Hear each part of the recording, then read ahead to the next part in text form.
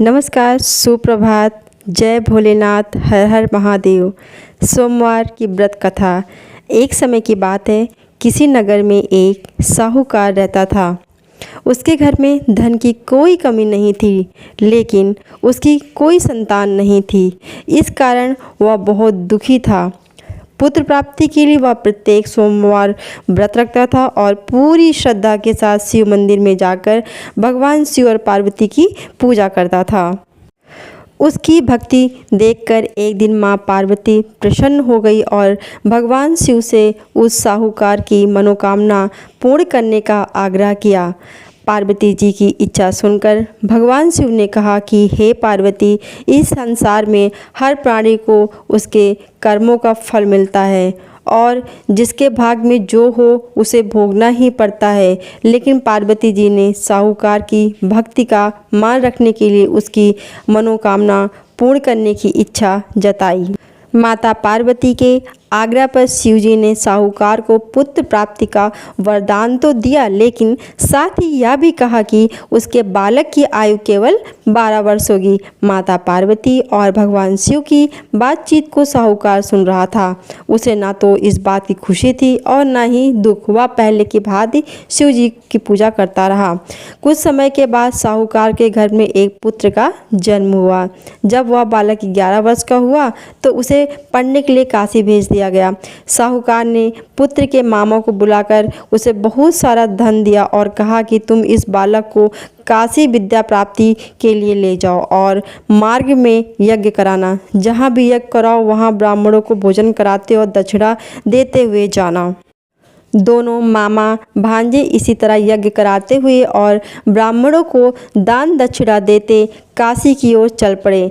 रात में एक नगर पड़ा जहां नगर के राजा की कन्या का विवाह था, लेकिन जिस राजकुमार से उसका विवाह होने वाला था वह एक आंख से काना था। राजकुमार के पिता ने अपने पुत्र के काना होने की बात को छुपाने के लिए एक चाल सोची। साहूकार के पुत्र को देखकर उसके मन में एक विचार आया। उसने सोचा, क्यों न इस लड़के को दूल्हा बनाकर राजकुमारी से विवाह करा दूं। विवाह के बाद इसको धन देकर विदा कर दूंगा और राजकुमारी को अपने नगर ले आऊँगा। लड़के को दूल्हे के वस्त्र पहनाकर राजकुमारी से विवाह करा दिया गया, लेकिन साहूकार का पुत्र ईमानदार था। उसे यह बात न्यायसंगत नहीं लगी।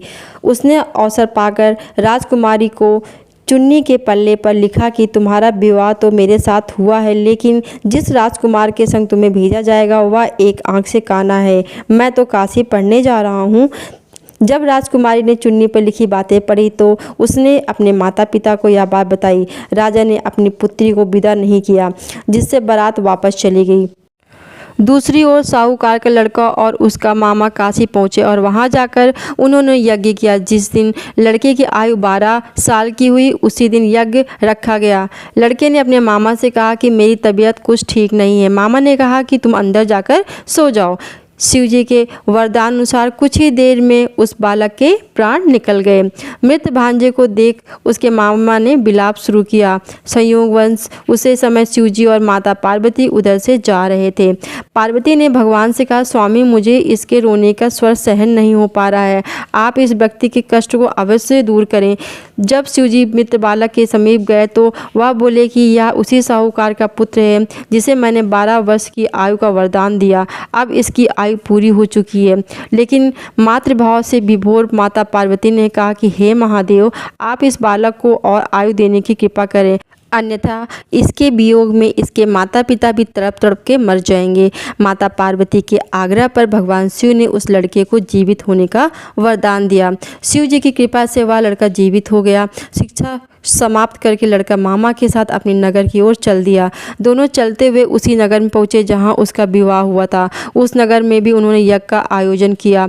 उस लड़के के ससुर ने उसे पहचान लिया और महल में ले जाकर उसकी खातिरदारी की और अपनी पुत्री को विदा किया। इधर साहूकार और उसकी पत्नी भूखे प्यासे रहकर बेटे की प्रतीक्षा कर रहे थे। उन्होंने प्रण कर रखा था कि यदि उन्हें अपने बेटे की मृत्यु को समाचार मिला तो वह भी प्राण त्याग देंगे, परंतु अपने बेटे को जीवित होने का समाचार पाकर वह बेहद प्रसन्न हुए। उसी रात भगवान शिव ने व्यापारी के स्वप्न में आकर कहा, हे सृष्टि, मैंने तेरे सोमवार के व्रत करने और व्रत कथा सुनने से प्रसन्न होकर तेरे पुत्र की आयु प्रदान की है। इसी प्रकार जो कोई सोमवार का व्रत करता है या कथा सुनता है या दूसरों को सुनाता है, उसके सभी दुख दूर होते हैं और समस्त मनोकामनाएं पूर्ण होती हैं। फ्रेंड्स, उम्मीद करते हैं आपको यह वीडियो अच्छा लगा होगा। प्लीज़ वीडियो अच्छा लगा हो तो वीडियो को लाइक कर दीजिएगा, नए हैं तो चैनल को सब्सक्राइब कर दीजिएगा। इसी तरह मैं और भी वीडियोस लाती रहूँगी। मिलते हैं नेक्स्ट वीडियो में, तब तक के लिए नमस्कार, धन्यवाद दोस्तों।